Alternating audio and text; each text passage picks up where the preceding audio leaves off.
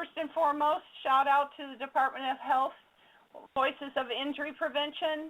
They are the main spearhead of this project, and then the Public Health Training Hui has also partnered with them for the public health workforce, and then Waking Star Storyworks, which is the company of our trainer, Jay Golden. My name is Valerie Yance, and I'm from the University of Hawaii at the Office of Public Health Study, and I'm the current chair of the Hawaii Public Health Training Hui.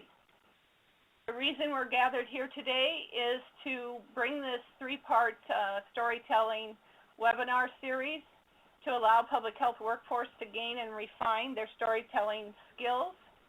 And this is part of the competency area for public health and health communication and informatics skills. We've had these three learning objectives, one linked to each webinar. First, we explored, how to write a story in webinar 1.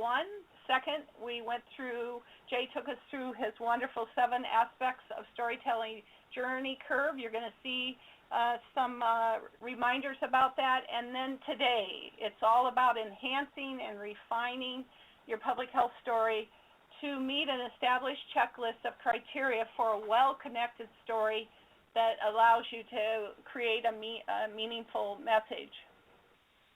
And again, here are the 3 sponsors spelled out by their logos. So it's the Emergency Medical Service and Injury Prevention Service Branch, the Public Health Training Hui. We work as a collaborative to try to bring continuing ed, and then we've been partnering with Jay Golden for the last 2 years. Our focus, somebody, I can hear somebody, can they mute it, please? Mute your phone. Or Camille, can you mute some phones? I see are green. Did something get unmuted?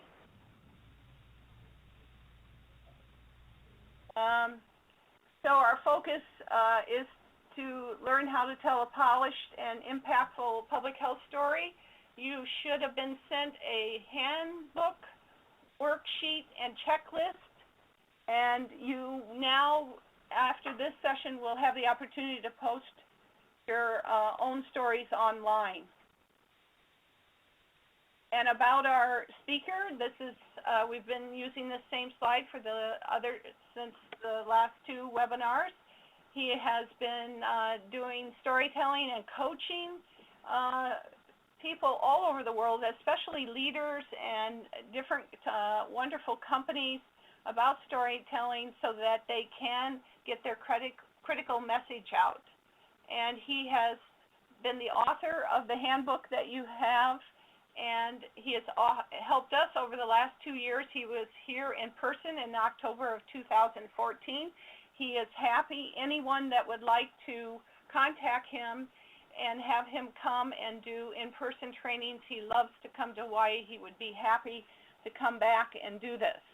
We're taking advantage of the webinar so that we can start to have this online experience and start posting stories from what we started 2 years ago. We want you to use the chat box and post any of your questions throughout the presentation, and then Jay will get to them as needed. We do have Nick Hines is going to present at the end. He's the head of Voices of Injury Prevention, so he and Jay will be answering questions today. So here's Jay. I'm going to turn it over to him, and he's going to take us through his wonderful message today. Jay, take it away. Thank you so much, Valerie, and thank you everyone for coming today and tuning in. In preparation for our 3rd and final Find and Shape Your Story, Tell Your Public Health Story webinar, I thought, okay, well, how am I going to open here? And I went over to my desk and I opened up my story box, which is where I keep all of my stories that I've got in little scribble words, just a few lines for each story. And I thought, what story would I open with? And then I found one, and this is the story that I'm going to share with you. So there was once a priest and he was having a hard time getting people to his sermons out in the town that he lived. And so one day he found that he had heard that there was a man who lived far, far away on the other side of the world, and if you went to him, you could ask you could ask him if he had a question for you, because he had one question for you, and that one question would answer everything. And so he thought, well, I don't know. Well, okay, fine. So the priest set out. He got on a plane. He got on a bus.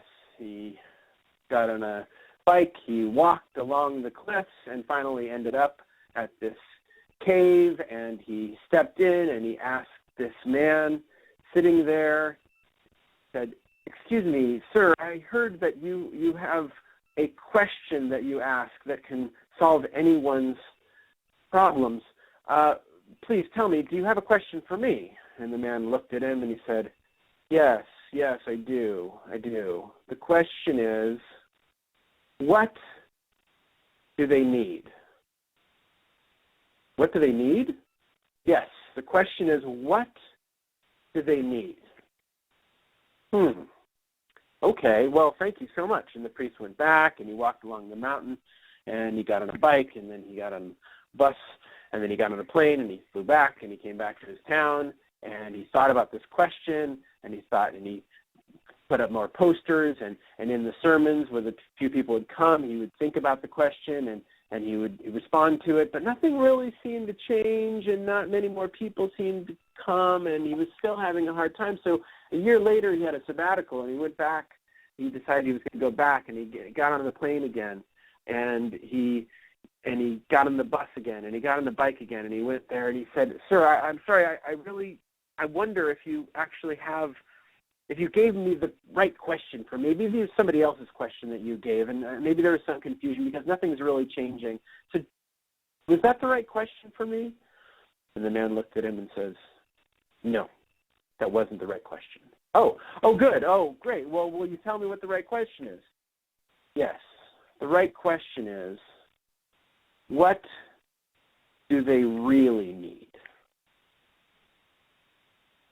And that's the question that I'm going to ask today, which is, what do they really need? When it comes to your audiences, when it comes to your team members, when it comes to your funders, when it comes to the press, when it comes to your coworkers and your possible partners and your various audiences on and offline, what is it that they really need? Do they need more information, or do they need to be touched? Do they need to feel connected? Do they need to feel a part of something greater? And that's going to be a question for you to determine. I know my answer to that question. I believe that they need a sense of meaning, and they need to feel connected to something greater. And that's the purpose of this work that we're doing, to find these stories that get to the core of what you're doing in the world, and to present it in a way that's meaningful and transformative. And so on that note, here we are looking at our third webinar about refining and posting your story. So talked about our sponsors. Today we're going to talk a little bit more about audience. We're going to review what we've talked about and look at shaping your story. We're going to get to, actually I flipped that, we're going to get to a participant story, and we're going to get to Leah's story later. We're going to do some troubleshooting, introduce you to the story bank, which is really exciting, a place to gather and share all of these public health stories. We're going to have some Q&A, and then we're going to have our final farewell for now and send us each off into our various story adventures. So here's my question right now is just for you to ask this, because I know that if you've gotten to the third webinar, you may just be tuning in for the first time, but likely you've been thinking about your stories, you've been honing in on the story you want to tell. You've been looking at some of the pieces that we've been discussing, and I just want to ask this question again, which is, who are you speaking to? Really, who are you speaking to? And you may have a few different audiences. That's certain. You definitely may have a few different audiences, but it's good to have at least one or two in mind as you look to tell your story. Are you looking at a great audience of people that are sitting there and waiting? Is it with big public audiences? Is it smaller audiences? Is it being able to tell your story at lunchtime or among a small group? Or is it to be able to tell your story to people that are walking in the street and looking at their devices, or sitting on their computers, or watching their screens in different places? The fact of the matter is, it's probably some bit of both. You're probably speaking to larger audiences of 5 or 10 or 20 or 100 at some point, and you're probably speaking to smaller audiences within your team or at certain events or at a dinner somewhere, and you're probably considering how to speak to these audiences via the web and your website as well. And so I just want to identify that, because the kernel of your story is going to be the same. The kernel, the essential change as you communicate this one story that you're working on, this one of your many stories that you have, the kernel is going to be the same.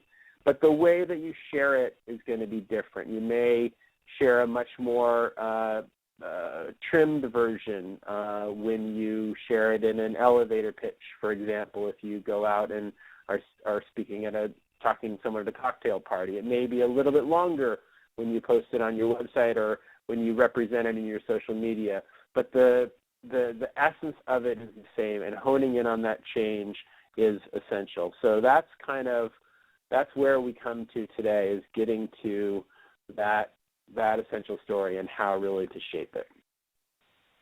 Now, I talked about my story box earlier, which I keep on my desk, and I have a handful of stories in there, and every time I think of a story that really I want to tell, I want to work on, or one that I have told, I write it down in 3 or 4 lines. And that's partially why we had that question in your handbook, which was, what are those 5 story possibilities?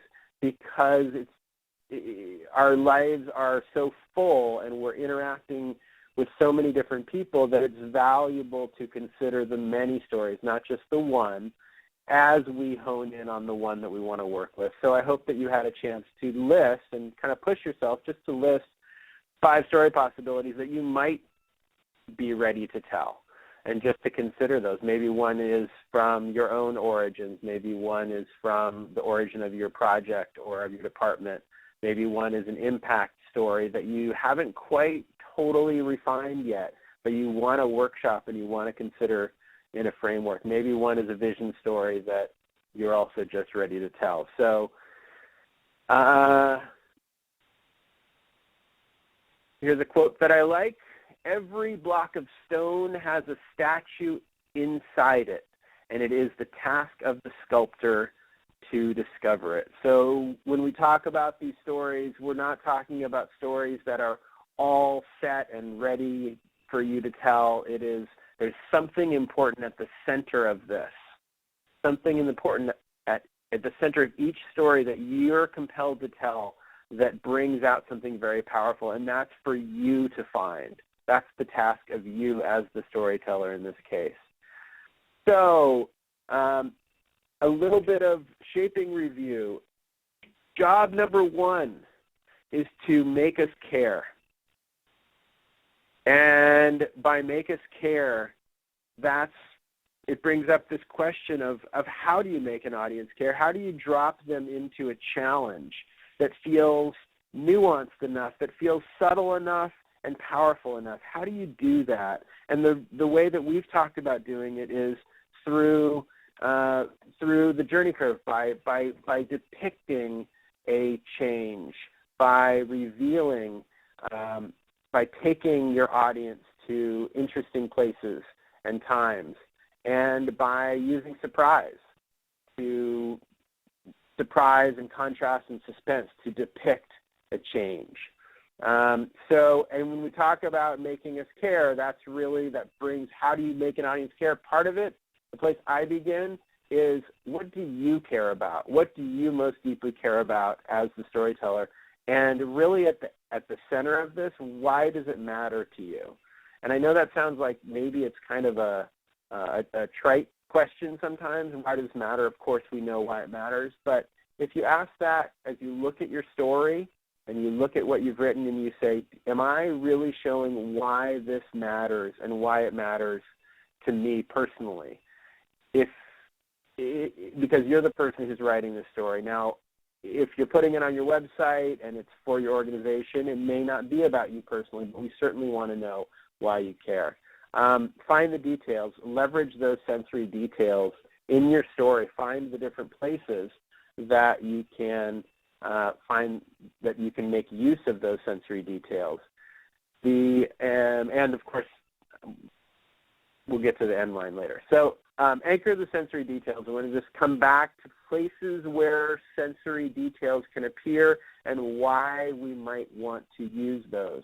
So a sensory detail at your once upon a time or at your everyday at the beginning of your story can connect us with the person who's in the story. That can, some detail about their clothes or about their challenge or about where they were, the setting or the problem that they're facing, gets us more connected. Here, and then one day, in connecting us to that then one day, that links us to that first pivot, that first moment of change, which drops us into the challenge, which makes us care. It makes us interested. It's not just going straight to the solution. It's not just telling a problem and linking to the solution. It's dropping us into a journey of discovery right here. And so by having some sensory details in your then one day, that gets us more connected to that scene. Here's another place you can use sensory details, right at that innermost cave, at that challenge, where that challenge becomes most real, that helps us feel the problem as the audience.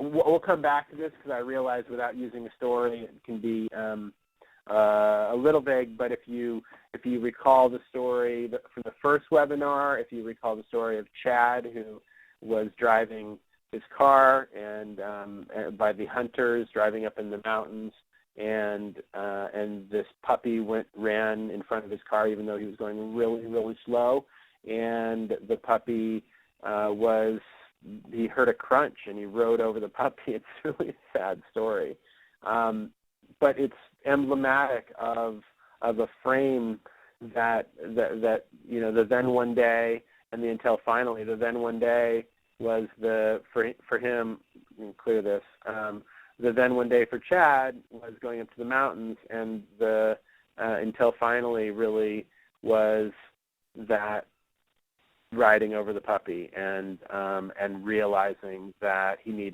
that there's a big difference between going 5 miles an hour and stopping. And so here sensory details are very valuable because that, in this case, the crunch, that terrible sense of the feeling of what happened to him that I personally still remember, which is why I've alluded to it a few times. And the ever since then, in that case, is ever since then, Chad recognizes and reflects the difference in bicycle safety, which is his work in bicycle safety, the difference between slowing down and driving 2 or 3 or 4 or 5 miles an hour and absolutely stopping. So more opportunities to share sensory details. Chad, in his case, was saying what happens when he drives now, that he absolutely comes to a stop, and we could feel that. So the opportunity for sensory details. Just want to come back here, talk about end line. When you get to the end of your story, you know what your last line is, then you stop. So that's just something that's always worth reflecting on, that you look at your story and you know what your last line is, whether that's your ever since then line, or it's just a simple one-liner, you know what your end is, okay? Okay, so coming back to your story, if you look at your story or think about the story that you're going to tell, can you think of 5 different sensory details? They may be that you use 2 or 3 in one scene or one moment of the story, and it may be that you spread them across. But I want to challenge you to use those sensory details, which truly connect the audience into that scene and keep us on the ground and help us feel that we're experiencing the story with you and connected to you in that story. Okay. So, the moment we've all been waiting for, drum roll, please. Okay. So, we called out for participant stories, and we got a handful of them, and going to share one that we got from Brooke. So I'm going to read the story that she sent, and then I'm going to share the conversation we had, and I'm going to talk about some of the changes that I am suggesting to enhance the story, and hopefully that will be a good guide for you in your stories. Okay, so it's a couple pages, so I'm just going to start reading, okay? Until 2012, and this story is by Brooke. Until 2012, my life proceeded in an unremarkable and happy way. I had returned home to Maui after 20 years of working as a psychologist in Northern California and delighted in being back near my son, daughter, and grandchildren. My daughter Amalia and her husband, and my daughter Amalia and her husband had their first child soon after I returned home, a son they called Kahalakea. I'm sorry that I Kahalakea.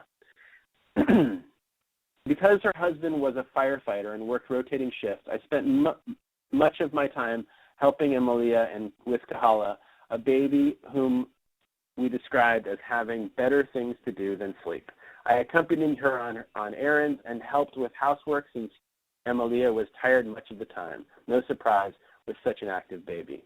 We had lots of fun together. We took him swimming in the nearby beach, on walks along dirt roads, in the cane fields behind their house. We were as close as a mother and daughter could be, and her becoming a mother who adored her child was yet another joy we shared. We laughed a lot and delighted in Kahala's often funny antics. As well as my beloved daughter, she was my best friend, and life was good. Then, on August 20th, 2012, the world as I knew it turned upside down. Amalia, only 38 years old, was diagnosed with colorectal cancer, stage 4. This horrid news came out of the blue. She'd only gone to the doctor because I told her that the lump that she had me feel, which she thought was the result of a bruise, was not normal. As it turned out, her liver was riddled with tumors. Before long, her fatigue, pain, and nausea escalated, and her world shrank to beating the cancer and mothering her son. Amalia endured many, many months of chemotherapy, as well as several trips to California for consultation and aggressive treatment during this time. All the while, she devoted as much time to Kahala as she was able. Much of the time, she might be sitting or lying on the couch while he played nearby. She was determined to live and did everything in her power to achieve that goal. More than anything, Amalia wanted to watch her son grow up and be there for him. She did not want to leave him motherless. 2 months after a particularly brutal procedure in California, the doctor told her tumors had grown with a vengeance and there was nothing more the MDs could do. The doctor referred Amalia to hospice care and told her she had only several weeks and possibly a few months to live. However, only several weeks later, on February 10th, 2014, Amalia died at home with her husband and me lying beside her. This happened only days after their son's 3rd birthday. Wanting to learn how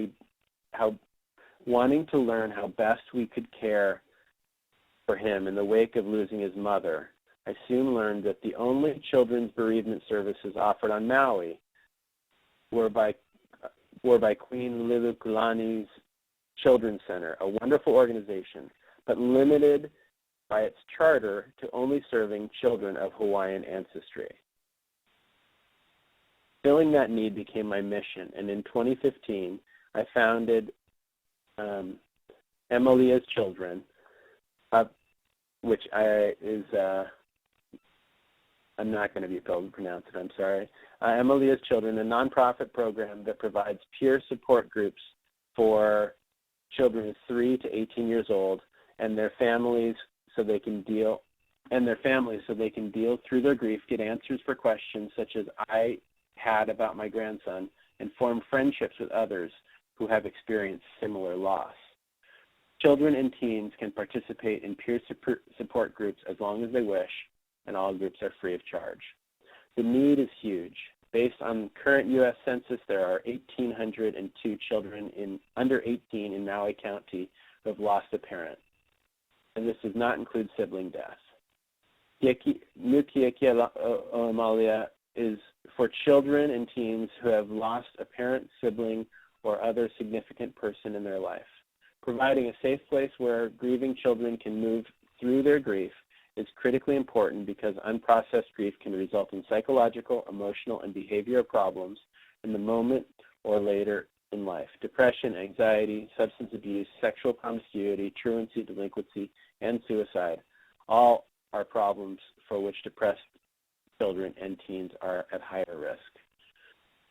Our helping these keiki can make the difference in their lives that will enable them to be healthy, happy, and contributing members of our community. And because our services are free, we need the financial support of individuals, businesses, and foundations. No family goes untouched by death, and you can make a difference by supporting in their lives by supporting Nuki'eke o Emalia. Okay, so thank you for bearing through my reading of that as I was having a little bit of a hard time with some of the words. And so, okay, so here's our first story. Now, I read the story and I was really touched by this offering personally. I have two kids, and actually we just were present to my wife's grandmother's passing. We were in the same home as her as she passed. It was incredibly powerful, and both of my two children, age 6 and 10, were there as well. And so this was personally touching to me, and there's all of the questions that come up afterwards, of course, with the kids, are even with a great-grandmother are significant. So I thought, okay, well, let's have a conversation. I called Brooke this morning. Sometimes we do it live and do the coaching live, but based on our system and how much time we had, I thought it better to call her. And so I talked to Brooke, and I know Brooke's there now, and thanks for tuning in. And here are my thoughts, and I'm interested in your thoughts also if you have suggestions or things that moments that were really powerful in this story, or things that really touched you. Please feel free to share those in the chat.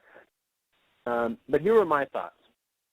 I felt like I wanted to get, I came back to the framework, to the journey curve, and I looked at the story and I thought, okay, how can we set up the scene?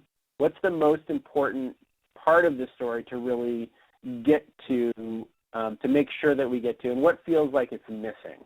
So those were some of the questions that I was asking, and it's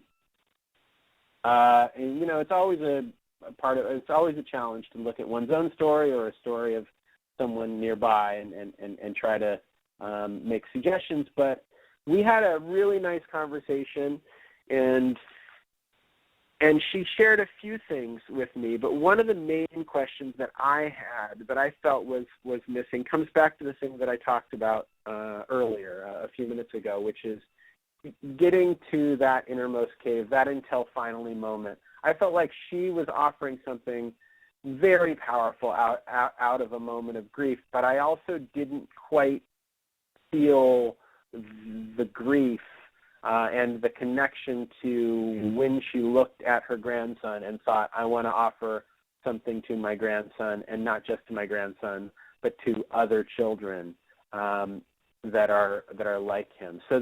So we spent some time talking about that and just thinking about, why does this really matter to you, this offering, not an offering of supporting people or mothers in their grief of losing children, but rather how to support children. And so that was something that we talked about a fair bit. Excuse me. And so one thing that I found that was really interesting is she immediately talked about her own grieving process, but she realized, as a psychologist, she realized that she would be able to be present for her own grief. And in fact, she is now, and it comes up in moments in moments at a time now, a year or 2 years later.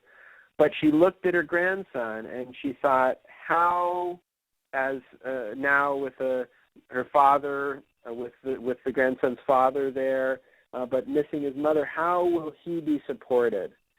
And so she looked at that, and then she started to look around and said, how not only will this 5-year-old be supported, but how will other 5-year-olds or 10-year-olds or 15-year-olds be supported? And so I know that is there in the story, but I felt like that was kind of a key moment, that realization, and that bridge from her own grief and the acknowledgement of her grief into the grief of her grandchild and other children. So that was one of the suggestions that I made, is to be more clear about that key twist in the story.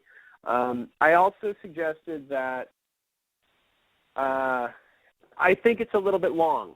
I think that while it's incredibly important to understand the connection between mother and daughter, I feel like there's a different way to do it. And one of the ways one of the things that Brooke shared when we talked about the grief of her grandson was she shared a moment that was when Kahala said to her, "Nana, how come everybody but me has a mama?"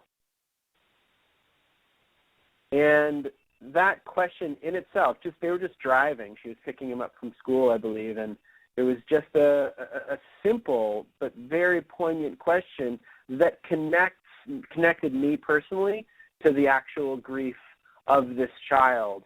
And it brings up this question, this big question: what services and how can you provide support for the grieving children? But it does it in it does it in one question, not with we don't need 4 paragraphs to explain that. Now, so what I suggested is that I suggested a convention of a kind of frame story, which is you take one story and you put another story inside of it. In this case, the story is just a conversation with a grandson. And the beginning of the story is about just what he just said. "Nana, how come everybody but me has a mama?" And that's a question that she can lead if it's her talk. If she's speaking, she said she's going to be speaking at Rotary Club soon. If she's speaking about her offering, if she's writing about it, if it's a blog post, if it's on their website, it's just a poignant question. And then she can back up and go back to 2012 and talk a little bit about her relationship with her daughter, or even go right to the moment of when she lost her daughter, because really the key here is that the story is about the grieving children.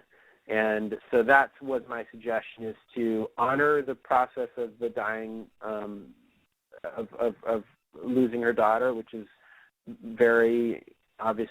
Words can't really describe how important that is, but to speak to it in a more precise way that gets us into the grieving process and brings us to the recognition. As we go down the journey curve of discovery, we go into that kind of innermost cave moment, that key moment where Kahala, where Brooke looks up and finds out that she has to do something. So the fact that she is doing something is incredibly powerful, and the fact that it is this is very specifically powerful. So the forming of Emilia's children, Brooke, I wish that I had gotten good pronunciation from you this morning, but we had a lot of things to do.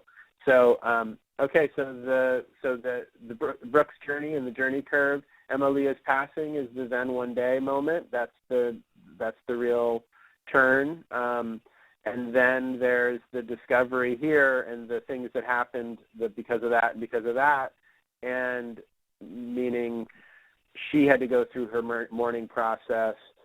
She had to connect with the grandson, and then asking these questions, how can he mourn? And from that, doing her own research and starting the center. One more thing on the story that I want to share that I think is really important is that there are some things that I found on the website. One of the things that I found that wasn't in the story was her vision. Na Kiekiao Emilia envisions having a permanent home where all Maui children, teens, and their families can participate in programs to aid them in coping and healing after the loss of a loved one. So, so there's a vision there, and that vision is there ever since then. So, ever since then, Brooke has been working every single day to create a permanent home where children just like her grandson can grieve. So, so that's Brooke's journey, and let's see here. There's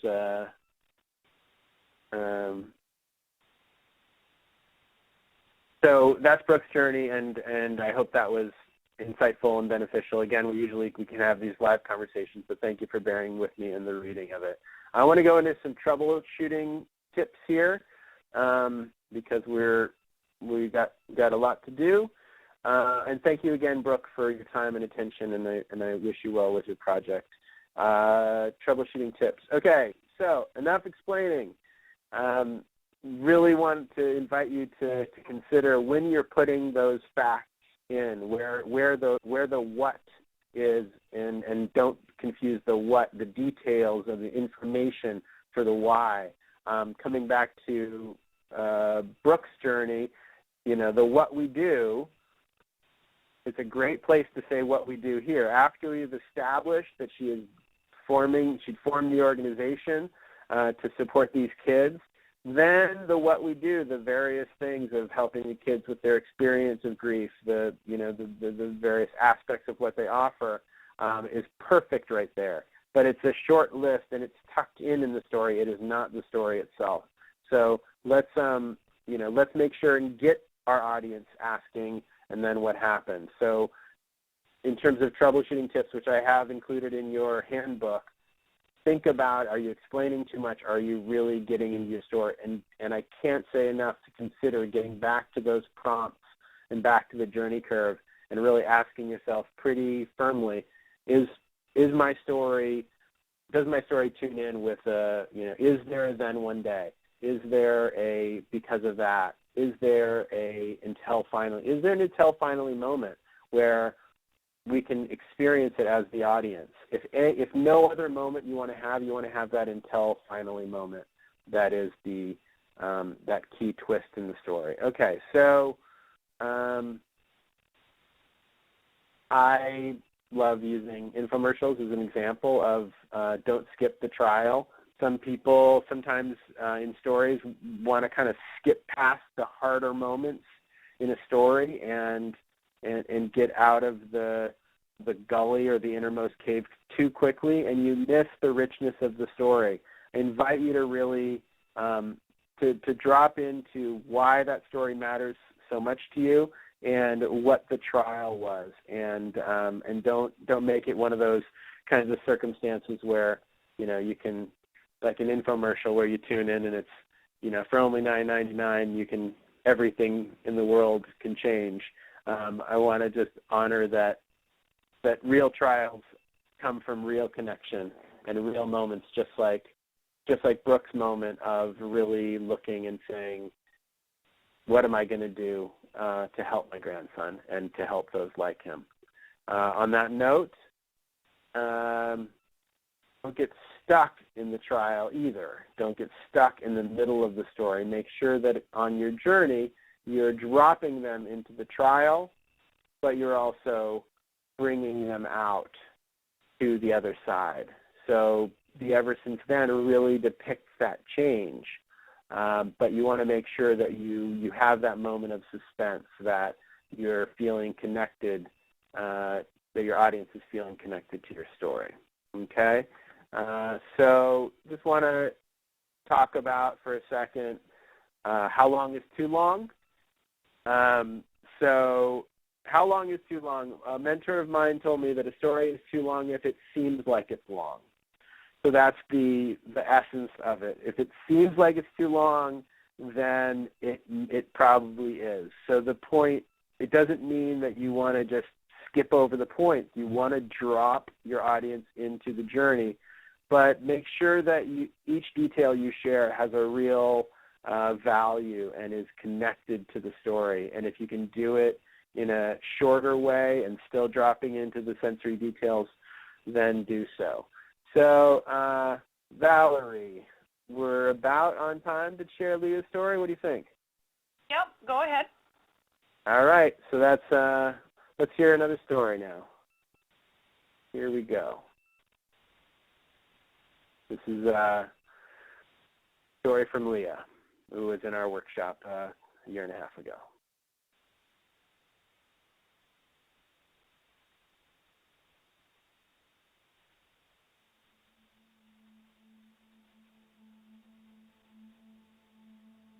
So I remember just being upside down in the car. My seatbelt was on, luckily. I think had I not had it on, I probably wouldn't be alive today.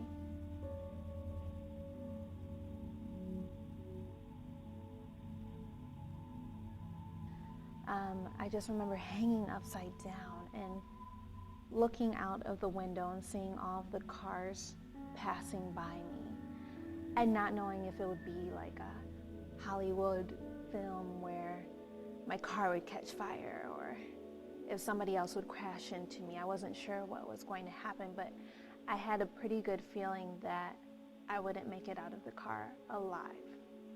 Luckily, my airbag did not deploy, and I saw a clear path from where my driver's seat window had burst out and all of the glass had crashed out, and from where I was hanging upside down. So I unclicked my seatbelt and I put my arms over my head before I fell to the roof of the ceiling. And I remember crawling out of the window and being on the side of the road. Everything was a little foggy at this point, but I felt my whole body was in shock. And emotionally, I was in shock. I didn't understand what had just happened. I just remember swarms of people rushing towards me and making sure that I was okay and being really helpful. And somebody called the ambulance and somebody else had their arms wrapped around my head to keep it secure. And I didn't understand what all the fuss was being made about because I had to go to work. I had a 1 o'clock appointment later that day, but of course, that wasn't first priority. I had to go to the hospital, and I didn't realize till later what had happened to my body. So they rushed me to the hospital, and I remember feeling vulnerable and scared and curious and confused and a whirlwind of emotions. But I just remember not fully understanding what had happened. And all of the doctors and nurses were around me, probably a group of 10, and they were poking me with IVs and drawing blood. And later on, I found out that as a result of the car crash, my lower spine had been knocked out of alignment.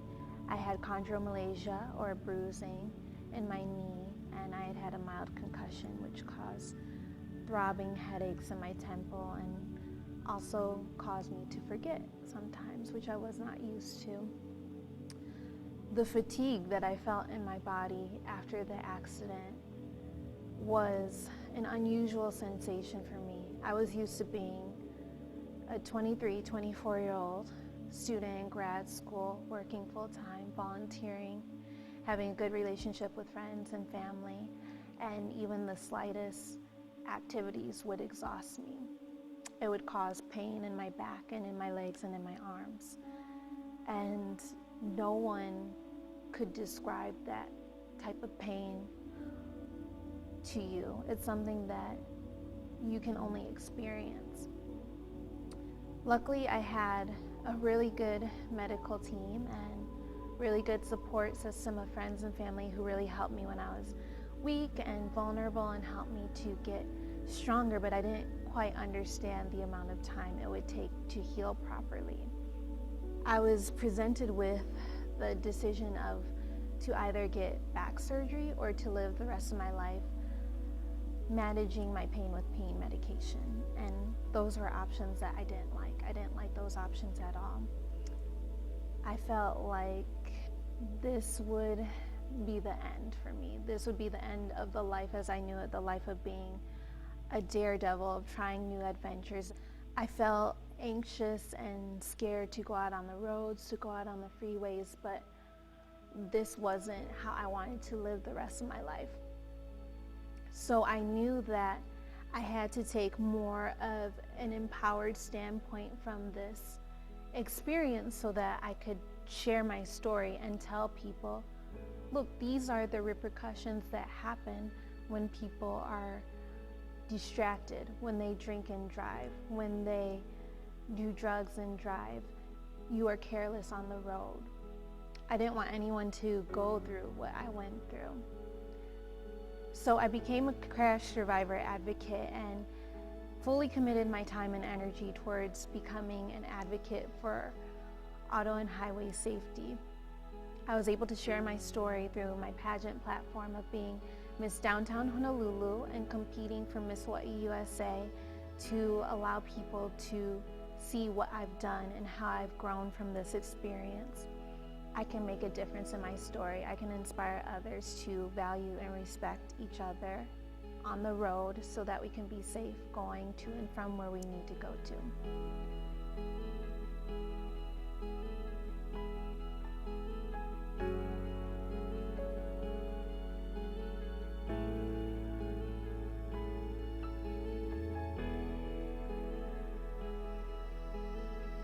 Okay.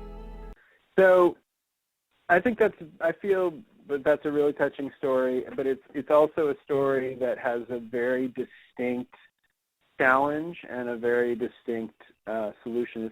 In a way, it's a simple story. It's a story of someone that got in a terrible accident that she was able to survive, and it scared her enough and impacted her enough that she wanted to do something about it. And ever since then, she's been working as a crash survivor advocate and using her platform to make a difference. And so that's kind of in mapping Leah's journey.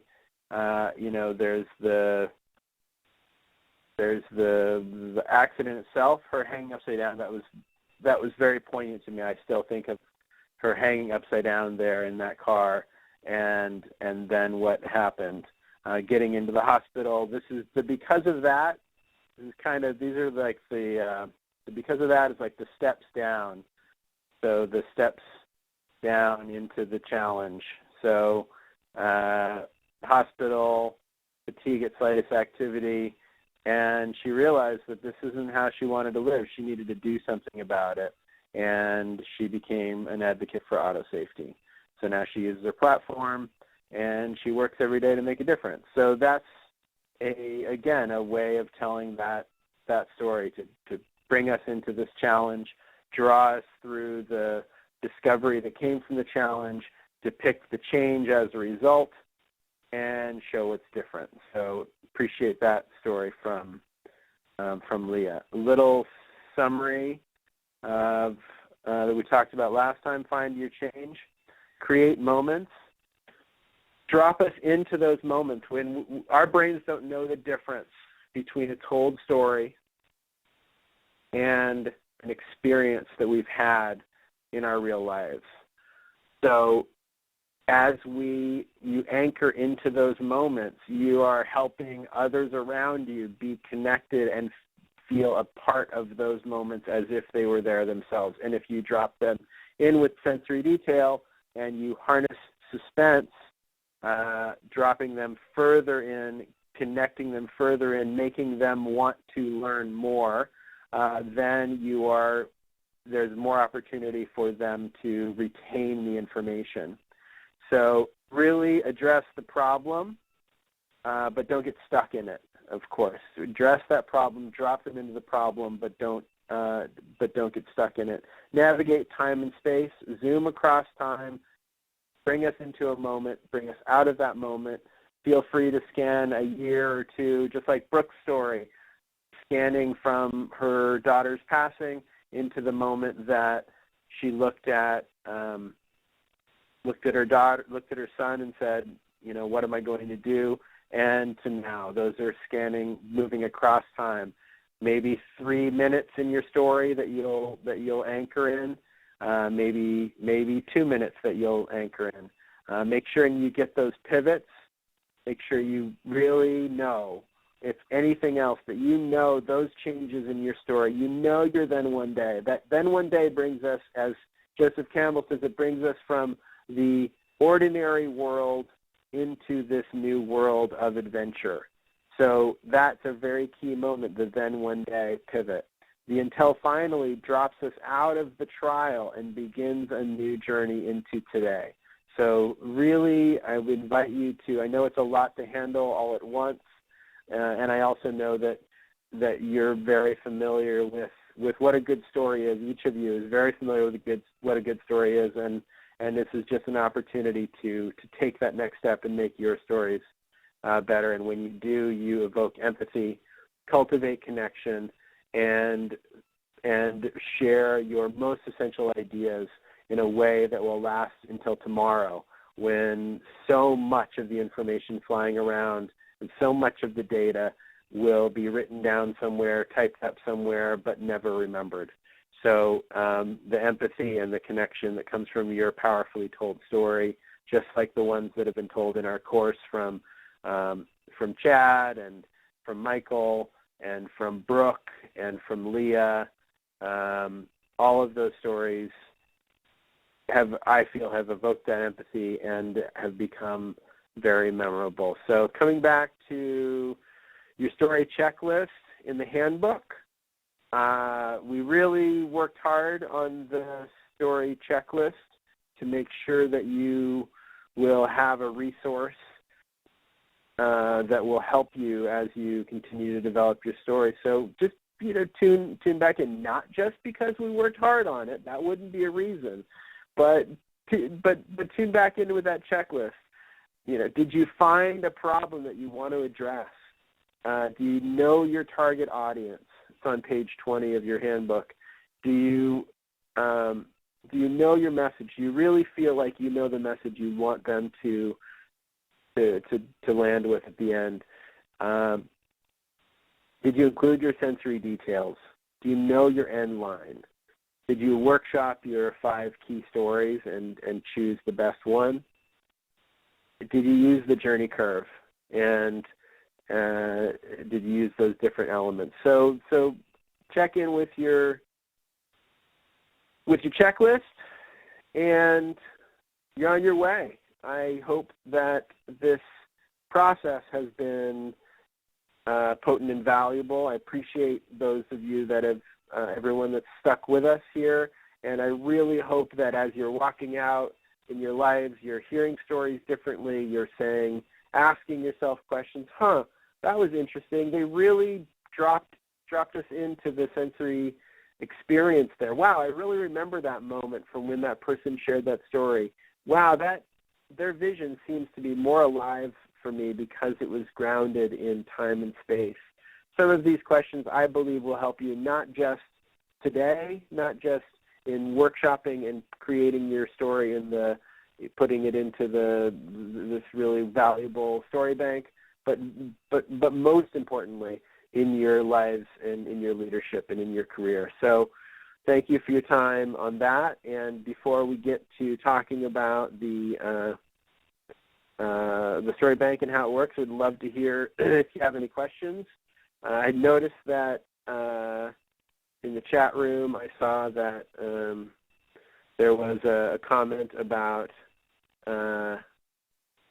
Amalia and this idea that she formed a foundation so that her son will one day know who his mother was, which didn't come up in our conversation, but I think that makes all the sense in the world, and it's a beautiful way of another way of phrasing that purpose of that organization and that story. So, do you have any questions?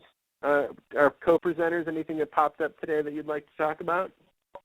We could also move to the story banking presentation from Nick, and come back to questions. Yes, I think Jay will do that, and let me introduce Nick. I'm just sending the message that they should write their questions now in the chat area, and we'll answer them. And but we wanted to allow enough time. I think some people think the webinar is finishing, but there is this other component that Nicholas, who we call Nick Hines, and he is the core VIPP grant coordinator that helped have the vision and spearhead this whole webinar series, and invited Jay back to be our trainer. And he wants to show you his vision for future stories, and especially like the one you saw today, Leah's story, was recorded, and of course they did a video. But I want to turn it over to Nick. Please write your questions and broadcast it to all of us so they can see your questions in the chat box, and we will allow some time. So Nick, I'm going to give the controls over to you. I hope you can hear me, and you can start clicking your own slides. Hello, Yay, Nick. Can you hear me, Valerie? Yes, I can hear you, Can you all Nick. hear me? We can hear you. Oh, great. Aloha, afternoon, possibly evening, early evening for others. Again, my name is Nicholas Hines. I'm the Corvette Grant Coordinator here at the Hawaii Emergency Medical Services and Injury Prevention System branch. The Hawaii DOH, in partnership with the Hawaii Public Health Training, HUI, we're extremely proud to present this online story bank. We call it Voices of Injury Prevention. And included in the story bank is the storytelling handbook that Jay Golden references throughout these 3 training webinars. At this juncture, I have the great pleasure of officially introducing our story bank and its many capabilities. So just briefly, I want to describe the learning objectives of this section of our webinar. I'll just briefly go over the purpose of the story bank, which we call Voices of Injury Prevention, and I'll detail out how you can locate and navigate the Hawaii DOH website containing all 3 web pages.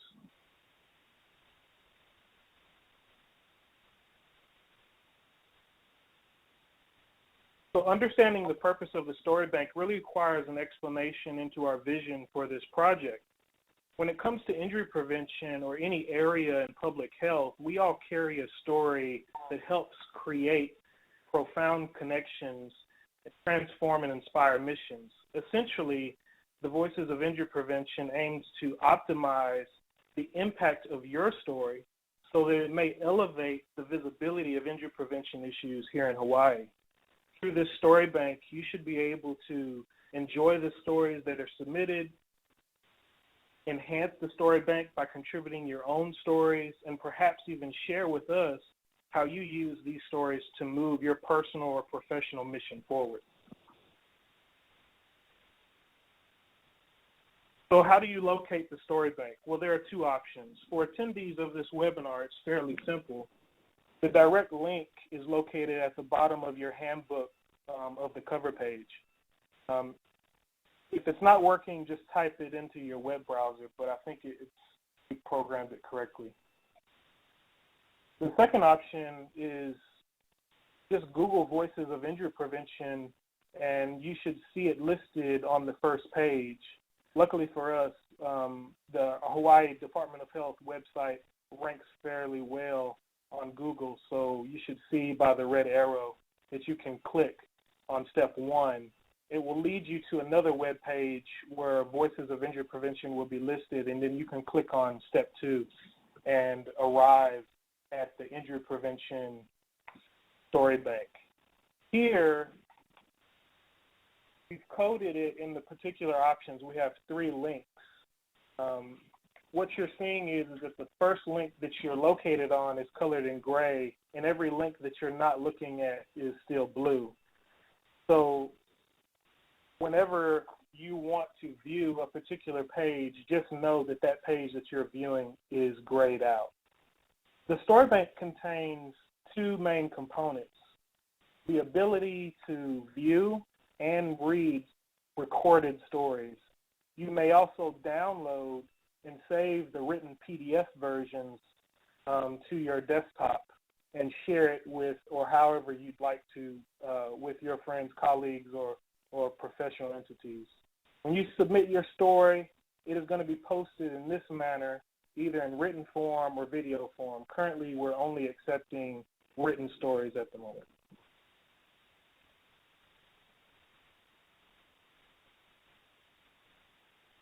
So navigating, sharing your story requires only 4 components here.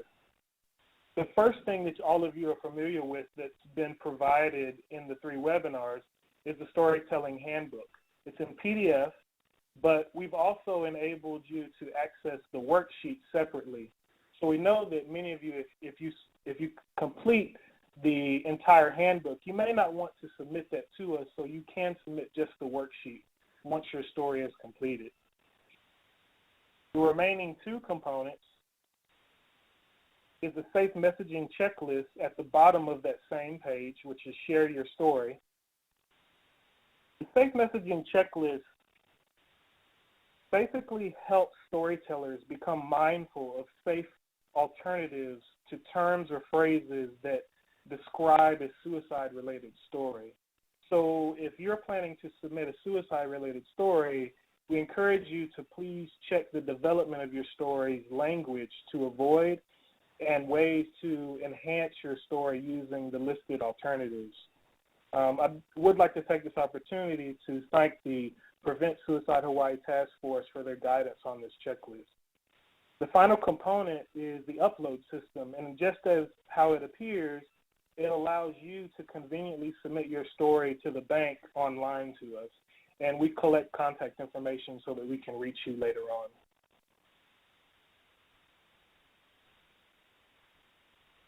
The final page relates to moving your mission forward with a story. And here, the first of the 3 components shows a growing list of suggestions on how you can use your story or a story from someone else that you see on the bank to elevate the impact of your public health mission. For example, you can include short quotes on the front page of a website, Facebook, Twitter, or LinkedIn account, and then link that quote back to the original story listed on the Voices of Injury Prevention website.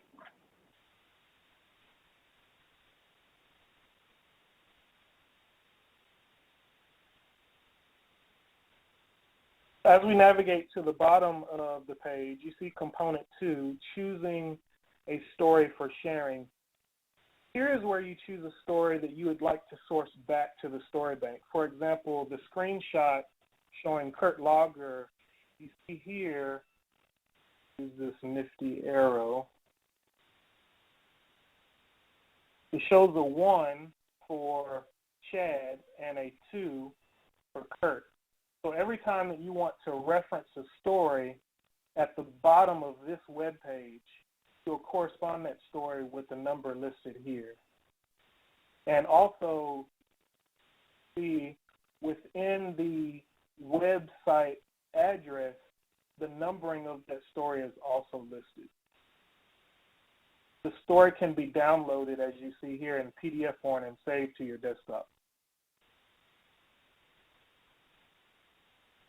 So the last component is simply telling us how you would like to use the story that you've chosen.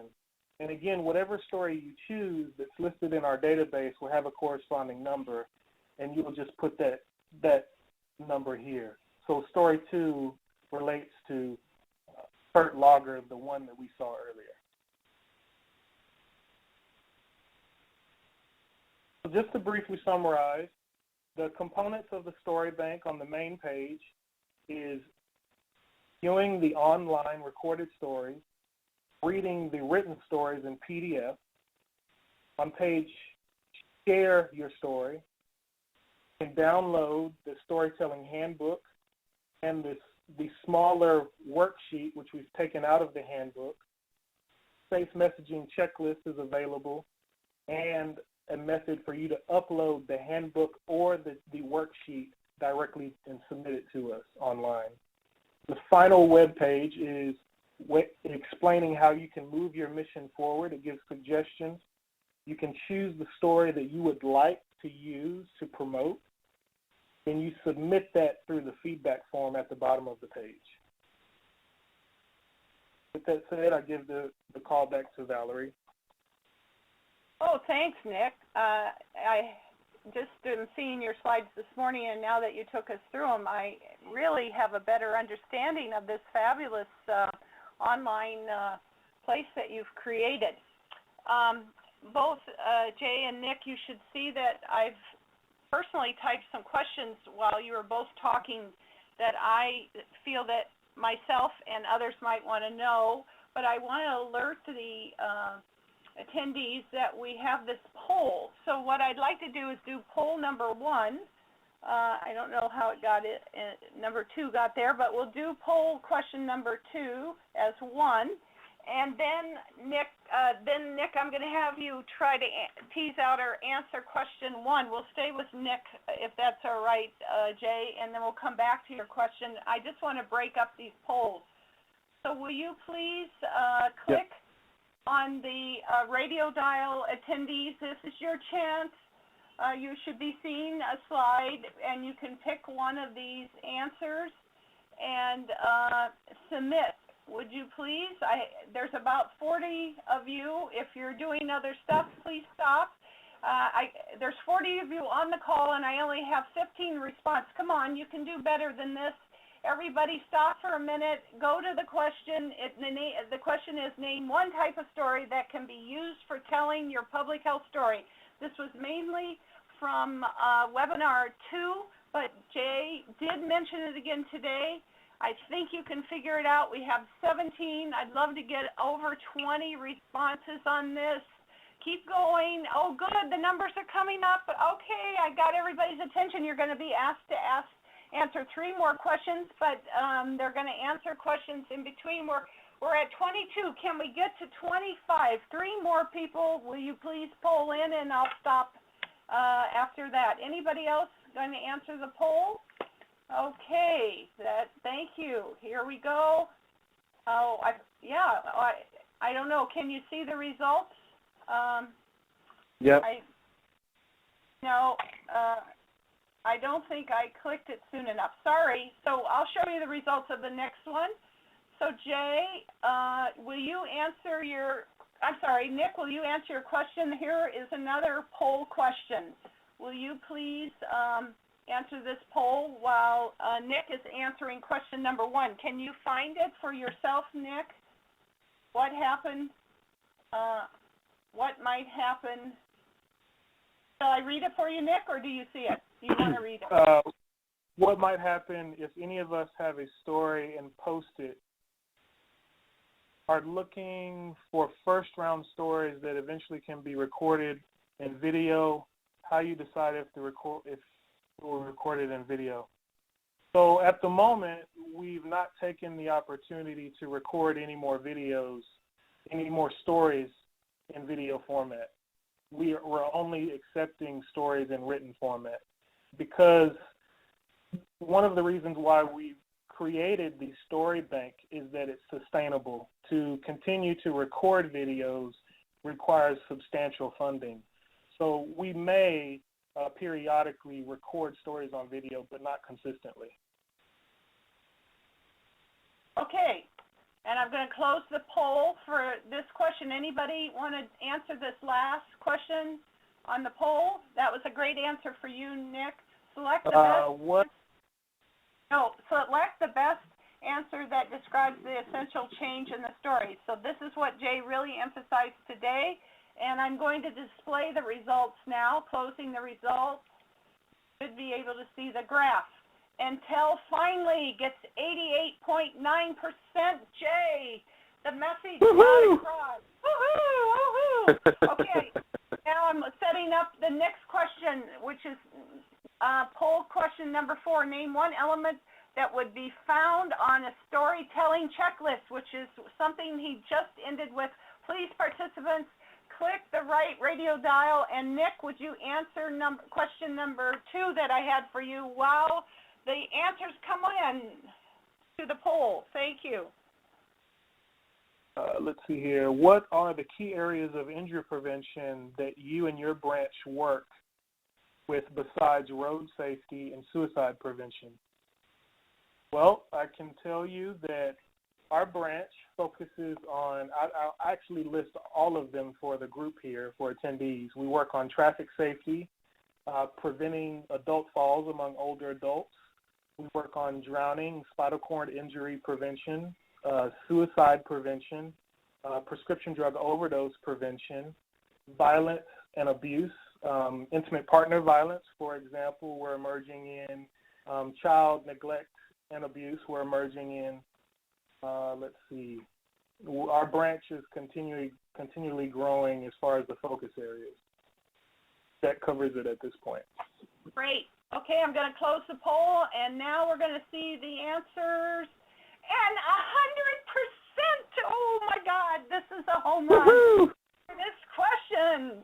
Okay, there's one more polling question, which was number 1. What is one of the 2 ways to describe a story? Please click the radio dial.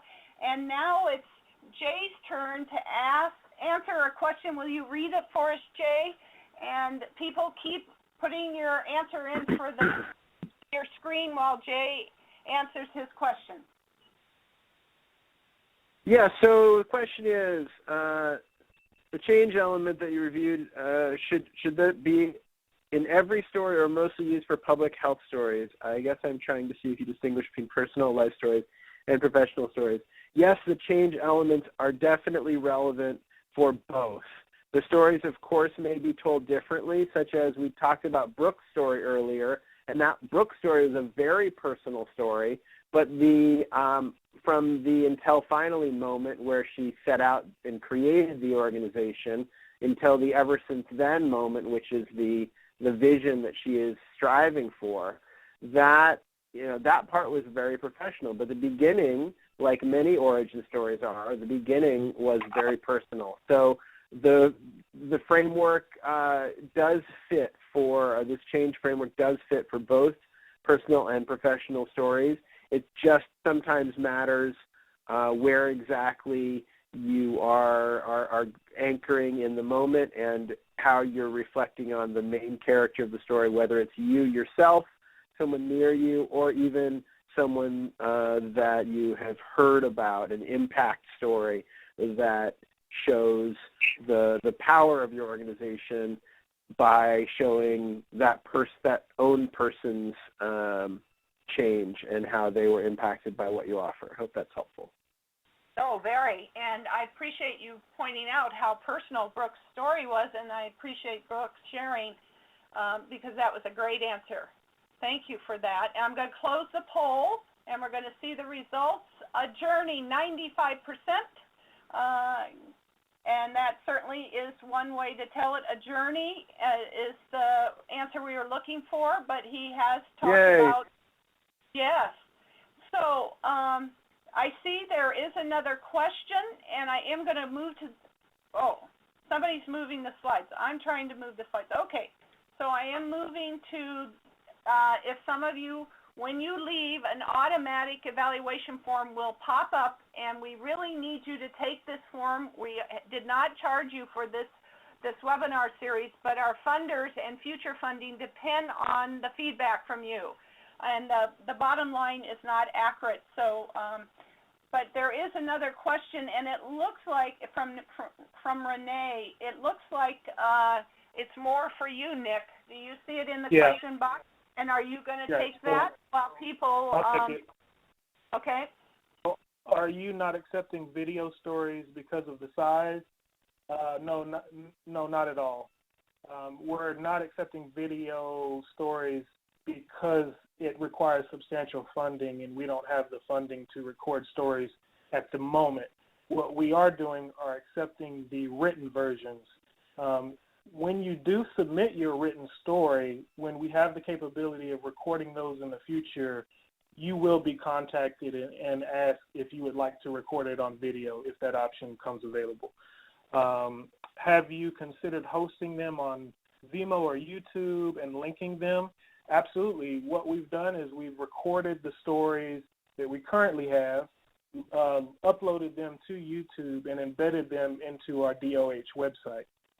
The last question, are you considering offering people the opportunity to learn how to create digital stories without using a professional team of photographers? No, we have not considered that, but that's a great opportunity, and I'll keep that in mind. And Nick, well, I don't know if Renee met this, but reading her question made me think there are a lot of people who have access to YouTube, could go on like Leah, be in a room, and verbally tell their story on a video and send you a YouTube link.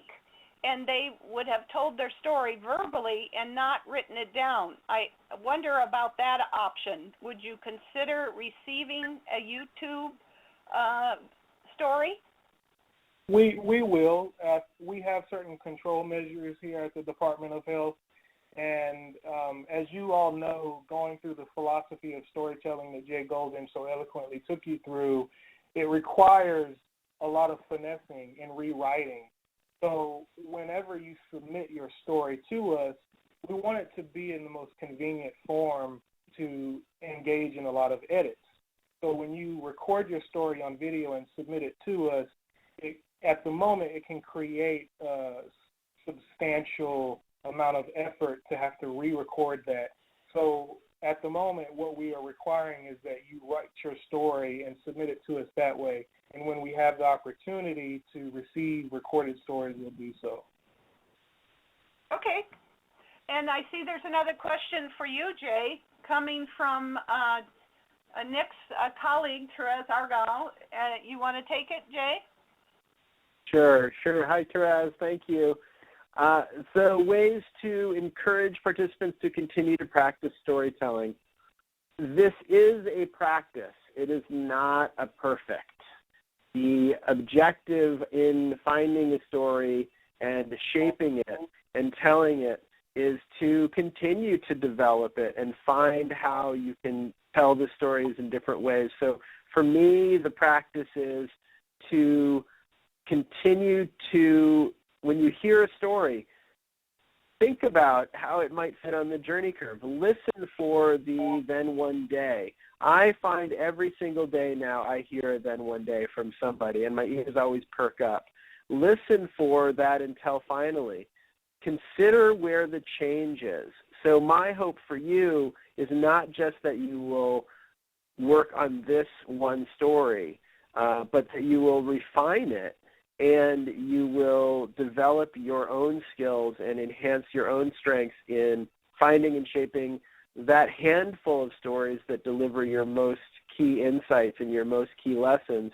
And with each telling, you take a step towards deeper connection and more memorable retelling. Great. That's such a great note to end on. And I don't see any more questions. When you do leave this webinar, there will be the evaluation form, and there's boxes to check, but then there's some places that you can write comments. The first open-ended question is, what are your take-home messages? We find that that's really a good way for us to know which part of these webinars resonated with you and what component resonated with you.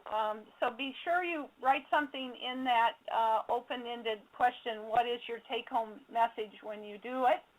And be sure you fill out the evaluation. I appreciate you completing the polls. And I think this is all that I have. Do Jay or Nick have any closing comments? I I think we'd leave the final comment to you, Jay. But Nick, do you have anything before Jay finishes his closing comment? No, I would like to say thank you for all of the participants that have joined in through these 3 weeks here. It's extremely encouraging to know that this project has come to full fruition, and we do encourage you to continue your storytelling efforts and to encourage others to do the same. Thank you. I leave it with you, Yeah. Jay. Thank you so much. So I saw a comment from Valerie. That's Valerie Payton. Thank you, Valerie. I appreciate that if you're still on.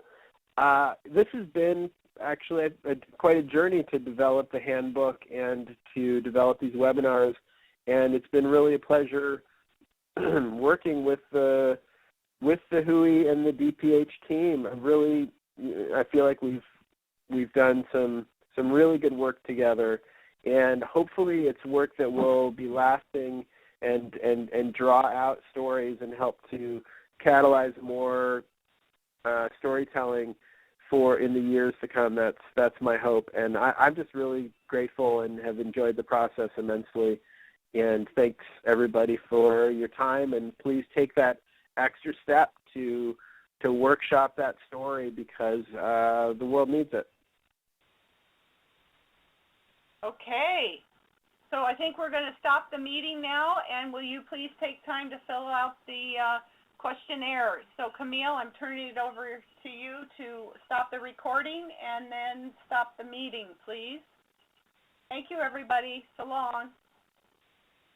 Take care. Bye. Aloha.